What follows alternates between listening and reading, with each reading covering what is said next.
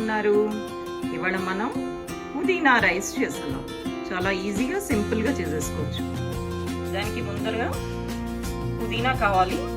పుదీనా ఐదర్ మీరు సన్నగా తరిగి పెట్టుకోవచ్చు, లేకపోతే మిక్సీలో గ్రైండ్ చేసుకోవచ్చు. అది మీ కన్వీనియన్స్. అల్లం వెల్లుల్లి పేస్ట్, పచ్చిమిరపకాయలు అది పొడవుగా సన్నగా తరుక్కోవాలి. ఒకటే టమాటో, అది కూడా చిన్న ముక్కలు చేసేసి పెట్టుకోవాలి.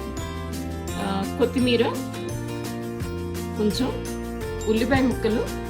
ఇది సన్నగా అయినా తరుక్కోవచ్చు, సన్నగా తరుక్కోవచ్చు, లేదా పొడవుగా ఇలా నేను తరిగినట్టు తరుక్కోవచ్చు. అది మీ చాయిస్, ఎలా అయినా పర్వాలేదు. పన్నీర్ ముక్కలు, ఇది కూడా ఆప్షన్. పన్నీర్ అయినా వేసుకోవచ్చు, లేకపోతే బంగాళదుంపలు వేసుకోవచ్చు, లేకపోతే బఠానీలు వేసుకోవచ్చు. అది మీ ఇష్టం, అవైలబిలిటీ బట్టి. బిర్యానీ ఆకు, యాలకులు 2 తీసుకున్నాను. దాల్చిన చెక్క చిన్న ముక్క, లవంగాలు 3 లవంగాలు, స్టార్ ఎనిస్. మసాలా కొంచెం తక్కువ మైల్డ్గా ఉంటేనే ఈ పుదీనా రైస్ బాగుంటుంది తినడానికి. మనం డైరెక్ట్గా కుక్కర్లో చేసేస్తున్నాను. నేను బాస్మతి రైస్ వాడుతున్నాను. ఇది 1.5 గ్లాస్ తీసుకున్నాను. 1.5. మీ దగ్గర నార్మల్ రా రైస్ ఉంటే అది కూడా వాడుకోవచ్చు. ఈ బాస్మతి రైస్ నేను కడిగి కొంచెం నీళ్లు పోసి నానబెట్టుకుంటున్నాను. కుక్కర్ పెట్టుకుని నూనె వేసి, నూనె కాగాక దీంట్లో ఉల్లిపాయలు వేయాలి. ముందుగా ఉల్లిపాయలు ఎర్రగా వేయాలి. ఇప్పుడు ఉల్లిపాయలు వేగాక అల్లం వెల్లుల్లి పేస్ట్, పచ్చిమిరపకాయలు ఇవి కూడా వేసుకుని వేయించుకుంటాం. ఇది వేగాక యాలక్కాయ ఇలా ఓపెన్ చేసి వేయాలి. అప్పుడే దానికి మంచి ఫ్లేవర్ వస్తుంది. మిగిలినవి కూడా వేసేసుకుందాం.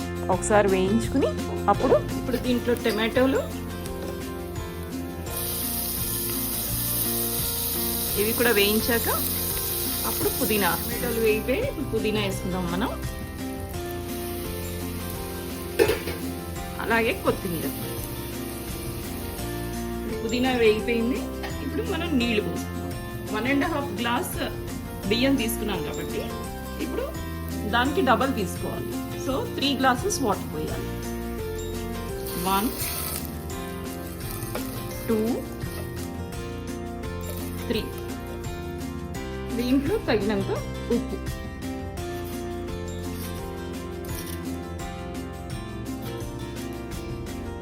ఒక స్పూన్ నెయ్యి,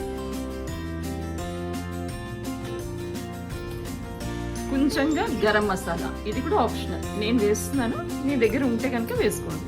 లేకపోతే ధనియాల పొడి, జీలకర్ర పొడి అది కూడా వేయచ్చు. ఇప్పుడు ఒకసారి మూత పెట్టుకుందాం. నీళ్లు మరిగినప్పుడు అప్పుడు బియ్యం వేయాలి. ఇప్పుడు నీళ్లు మరుగుతున్నాయి.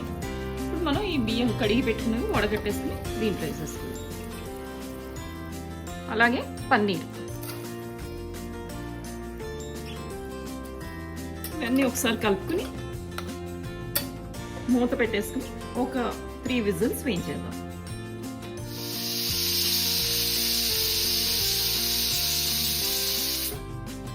ఇలాగా 3 విజిల్స్ వచ్చాక స్టవ్ కట్టేసుకోవాలి. ఇదిగోండి పుదీనా రైస్. కొద్దిగా కొత్తిమీర వేసుకుందాం. గుమగుమలాడే పుదీనా రైస్. మా పక్క వాళ్ళు ఆల్రెడీ అడుగుతున్నారు తలుపు కొట్టి, ఏంటండి మీ ఇంట్లో ఇవ్వండి స్పెషల్ అని. మీరు కూడా ట్రై చేసి చూడండి, చాలా బాగుంటుంది.